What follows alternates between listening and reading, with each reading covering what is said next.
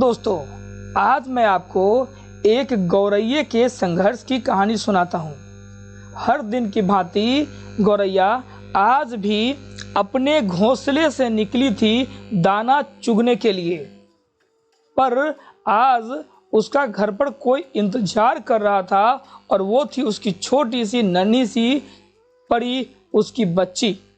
उसने अपनी बच्ची को कहा कि तुम यहाँ सुरक्षित रहना और मैं दिन भर घूम करके तुम्हारे लिए दाने चुग करके लाती हूँ, फिर मैं उसे तुम्हारा पेट भरूंगी, तुम इसी घोंसले में रहना। ये बोल करके और ये गौरैया निकल पड़ी दुनिया की सैर करने, अपने लिए दाना चुगने। दोपहर बाद एक जगह उसे दाना दिखाई पड़ा।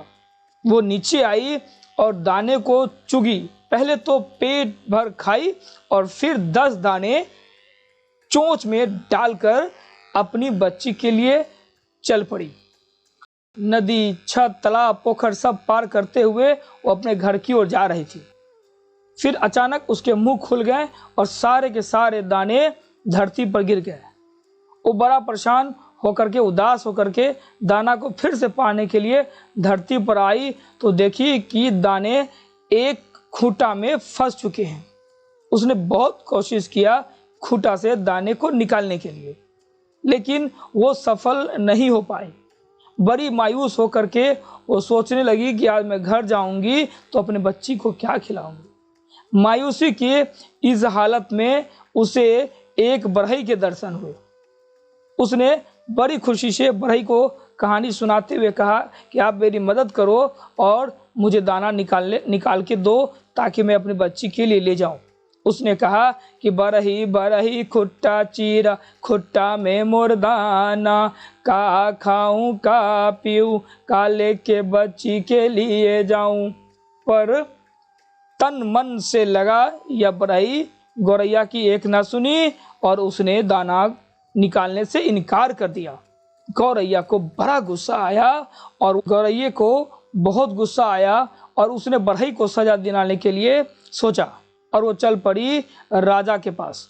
उसने राजा से सारी आपबीती सुनाते हुए कहा कि राजा राजा बरही दंड, बरही न खुट्टा चीरे, खुट्टा में मोर दाना, का खाऊं का पीऊं, का लेके बच्ची के लिए जाऊं। पर इतने बड़े देश के राजा छोटी सी गौरैया की क्यों बात सुनते। उसने डांट करके गौरैया को भगा दिया। फिर गौरैया उदास होकर के सोची, ऐसा राजा के होने से क्या फायदा जो एक निरीह प्राणी की, निरीह जनता की मदद नहीं कर सकता। ऐसे राजा को तो गद्दी छोड़ देना चाहिए। फिर उसने राजा को सजा दिलाने का सोचा और चल पड़ी रानी के पास।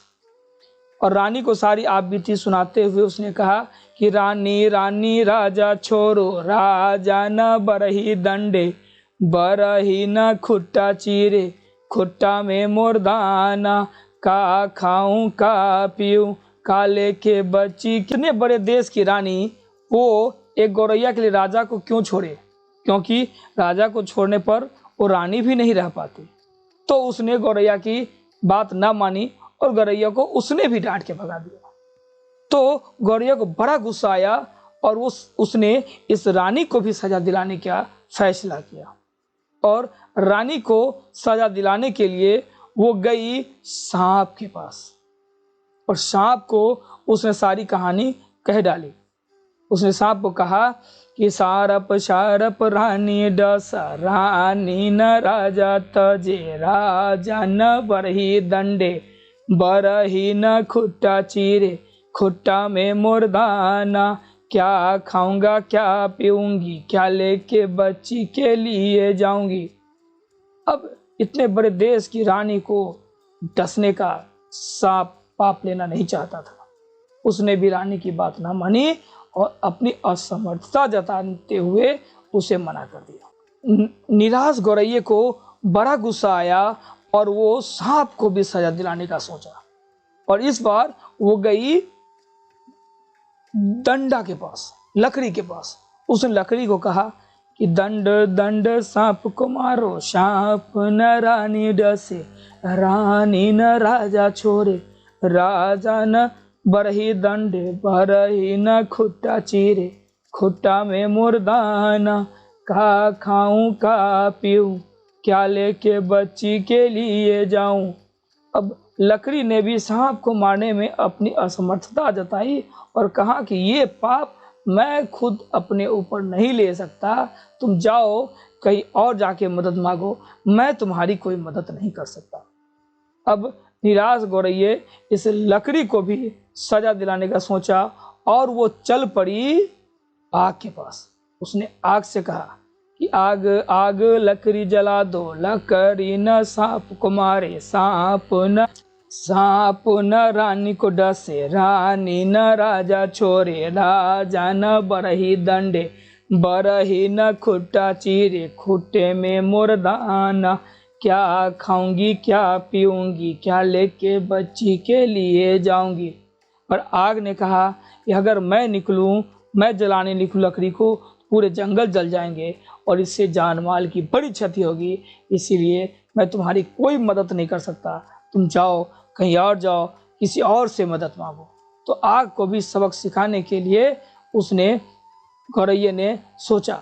निराश तो थी, हताश तो थी, पर मन में अपनी सफलता को लेकर के एक दृढ़ निश्चय भी थी। उसे विश्वास था कि कहीं न कहीं मैं सफल जरूर होंगी। और ऐसा सोचते हुए अब गई पानी के पास और पानी को सारी आप बीती सुनाते हुए उसने कहा कि पानी पानी पानी आग बुझाओ, आग न लकड़ी जलावे, लकड़ी न सांप को मारे, सांप न रानी डसे, रानी न राजा छोरे, राजा न बरही दंडे बरही न खुट्टा चीरे खुट्टा में मेरा दाना, क्या खाऊंगा क्या पीऊंगा क्या लेके बच्ची के लिए जाऊंगा। गौरैया की बात सुनकर पानी को बहुत चिंता तो हुई, बड़ा अफसोस तो हुआ, पर उसने कहा कि मैं अगर अपनी सीमा को लांघूंगी, मैं अगर जंगल की ओर जाऊंगी तो पूरे गांव जंगल में पानी पानी हो जाएगा और लोगों को बहुत तबाही होगी, इसलिए मैं चाह करके भी तुम्हारी कोई मदद नहीं कर सकती हूँ, इसीलिए मुझे माफ करो, किसी और से मदद मांगो।